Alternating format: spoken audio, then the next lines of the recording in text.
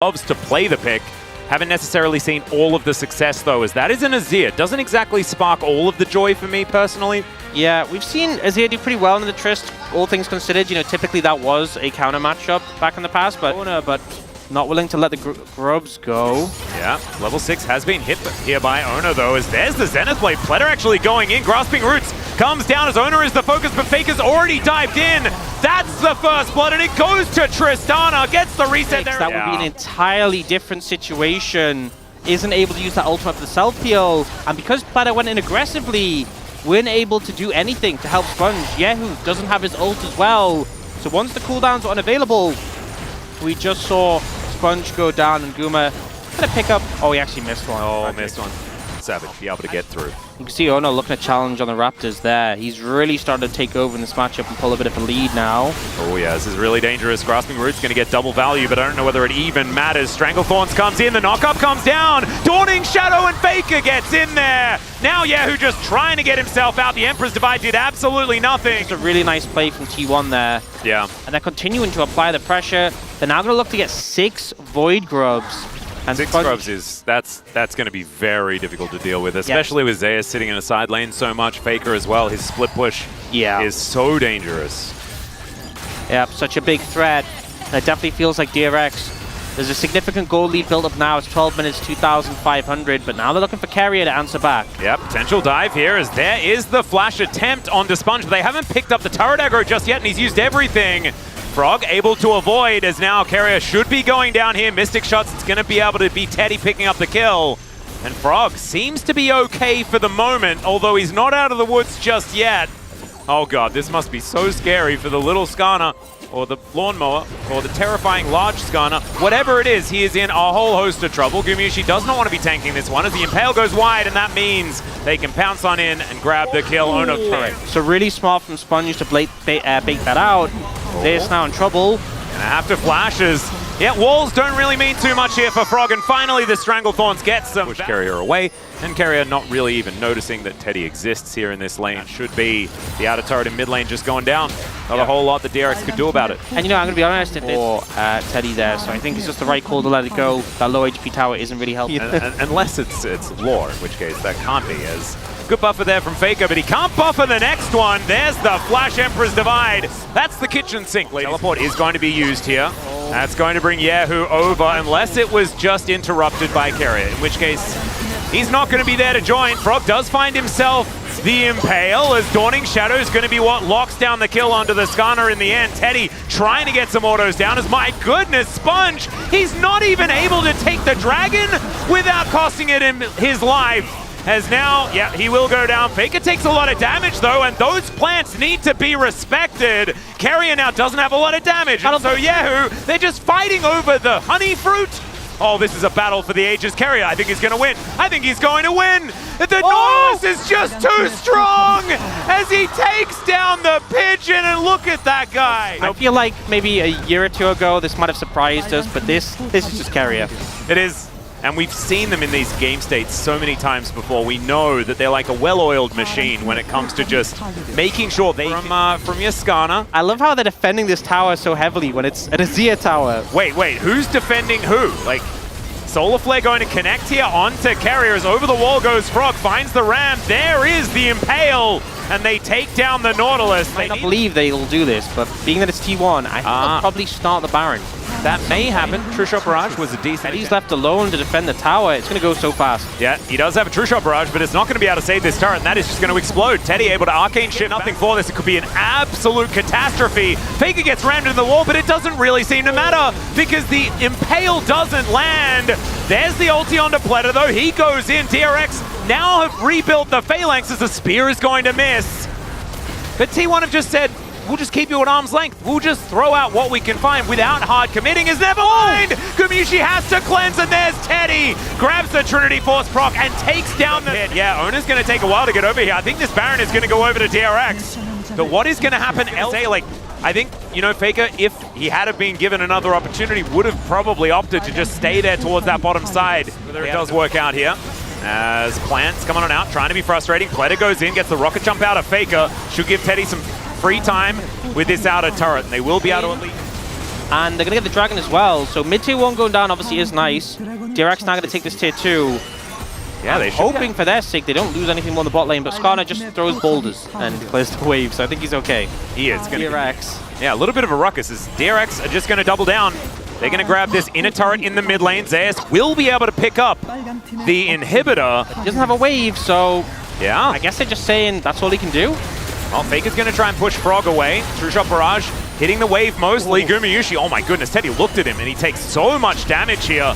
That is going to be this inner turret falling down as well. And DRX, when it comes to the demolition, which is what they wanted to get. DRX sensed this. You know, they saw him take the blast cone. They're moving more aggressively now. Yeah, Teddy once again taking a lot of damage as Faker down to 50%. Same can be said for Teddy, though. Really has to stand in this backline. There is the Drakes to come on over here. Teddy over the wall. They maybe think, oh, there he is. He goes in. Gumayushi has to flash. And Sponge still here threatening. Depth charge going to be used on the Zyra, and they just burst down the Baron. Zeus is also just kind of winning the game casually by himself here as well. And DRX, I think they were stuck between a whole lot of different, very difficult decisions, and Spear is going to connect. Pleta is executed. Sponge, he throws down the Stranglethorns, but then he has to flash out of there. And I think this is the beginning of the end for DRX. Yahoo! There are a lot of plates spinning right now, but there's also a lot that are just lying strewn on the ground. They weren't able to keep up with all of them as T1 were just throwing too many decisions their way. Zeus, I don't know what that one was about, but he's got a GA, so he may as well dive underneath Nexus turrets, and he almost takes them all out as he does so. Onto the fountain goes Sponge, and he'll just have to watch as T1 finishes off the Nexus. DRX made him work for it, but didn't really. What? Rock! Rock! It's a rock! You know what? I love it. It's just, you know, I think it went a little bit rapid fire there. T1 clearly. Sponge just putting plants in the lane. And Ona comes down, does manage to land that Q, but Yahoo coming on over.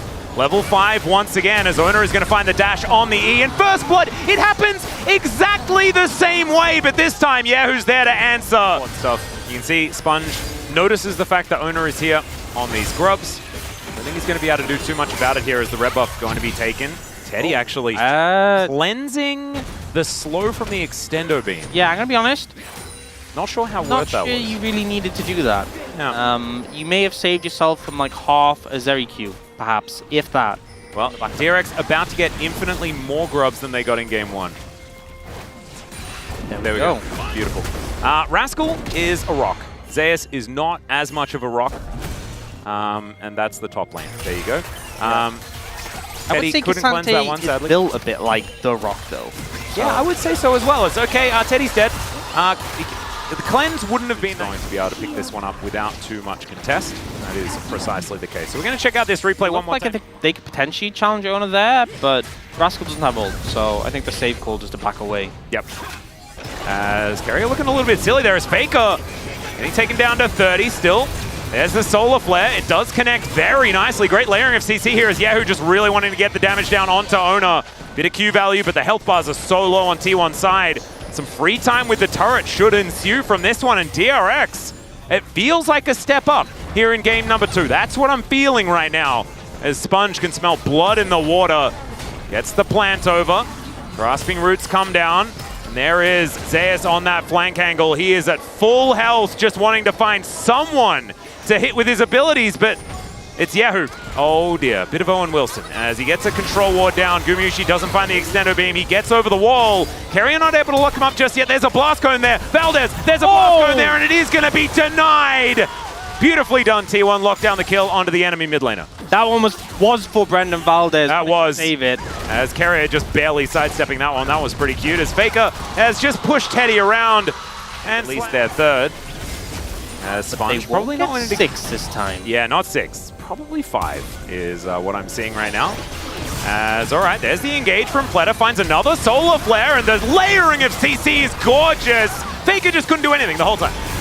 And now Rascal's a rock. He's flashing, he's dashing, he's getting out of there. He must have ulted in to try and deny something. Wasn't able to get a grub. Same plates from the same place. There you go. And also, it's equal dragons. As, oh man, that was almost. Overall, not doing as bad as last game, but in the AD carry role, yeah, it's pretty rough. most of the goal lead. Best overall from DRX, try to overforce that one. Yeah. And this is why people like Nautilus and Vi. Can't miss with those champions. Yeah. Leona and Zyra, definitely an opportunity to not connect with your skills, and that's what ends up happening. And now, Yehu. The revenge of Faker is coming in here as now Keria finds the quickness onto multiple members. It's a great Valkyrie, but I don't know whether even with the flash, that's going to get Yehu out of here as yet cut down where he stands. Zeus will take a bit of damage back. What can DRX do? Well, I don't know. We'll see whether Pleta has an answer. I think defending the inner turret. They are sacrificing Dragon for it. Yeah, if you're going to be thinking about being mean, that was a zoning miss of abilities from Sponge coming towards his bottom side, but not really going to get too much out of it. Back to come through as now Faker, I mean, if it first in once again. It's all right, just wants to walk up to Faker, does get Buster shotted, and that was beautifully played. That was so close, so the Zenith Blade nearly connected, and if it did, He just follows him the whole way. Yeah. But T1 are now just sieging here towards his bottom side. There's the Grand Entrance on top of the rock, who's pretty tanky, but not quite tanky enough. Moonfall coming on in there from Owner. And Rascal, he will be able to soak up all of this damage, but the inhibitor is still going to go down. The job has been done here by T1, and DRX have not been able to answer now. All of Rascal's health is back. He's teleported in, but where's everyone else? What are they going to be able to do? Can they actually hold on to this one is the question. As in goes the Kazante, and it's a double kill for Gumayushi. The Rock has done nothing. He hasn't been able to get in there and affect anything because T1, they just turn on the squishy members. They take him down. It's a triple for Guma. And maybe the game's just over here. Yeah, they have a minion wave. Rascal doesn't have ult. He didn't have it when he tried to flank. Yeah. And now Teddy's trying to defend. But the human Nexus, I'm not sure he can do it. They might be able to kill the real Nexus, though, even if they can't kill Teddy. And this game was kind of a game until it was just done. Nexus goes down 21 minutes here for T1. Thank you very much, guys. This is Dear for the POG interview translation, joined by Owner and Keria on the side of T1. Congratulations! Owner, this is your third consecutive victory and T1 has moved up to second place. How do you feel? It feels great. It was a clean 2-0 victory, which makes me pretty happy. And Keria, this will be your first summer POG. How do you feel? It makes me happy that I'm able to receive POG. Owner, we finally got your Nidalee today, and the moment Nidalee was locked, the fans went wild.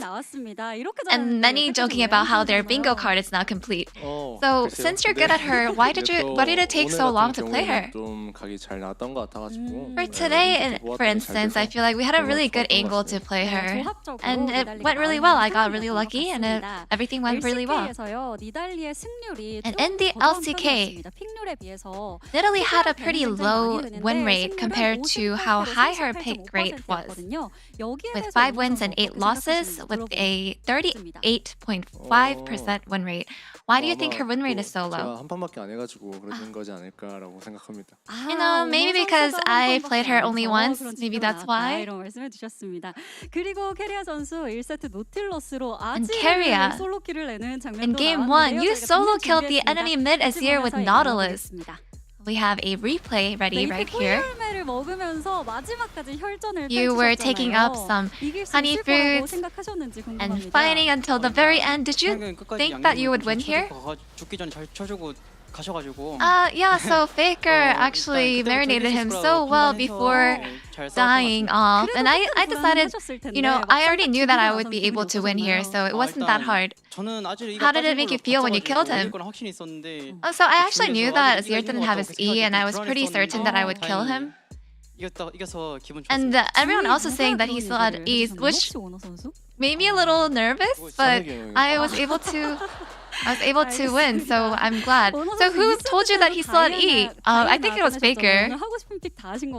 And Owner, you played Diana in game 2. How did you come up with this pick? Just looking at the enemy comp, I just thought that Diana would work really well against their comp, and it was also a choice based on how we had Rakan as our support pick. And in game 2, Keria, what an amazing gameplay with Rakan.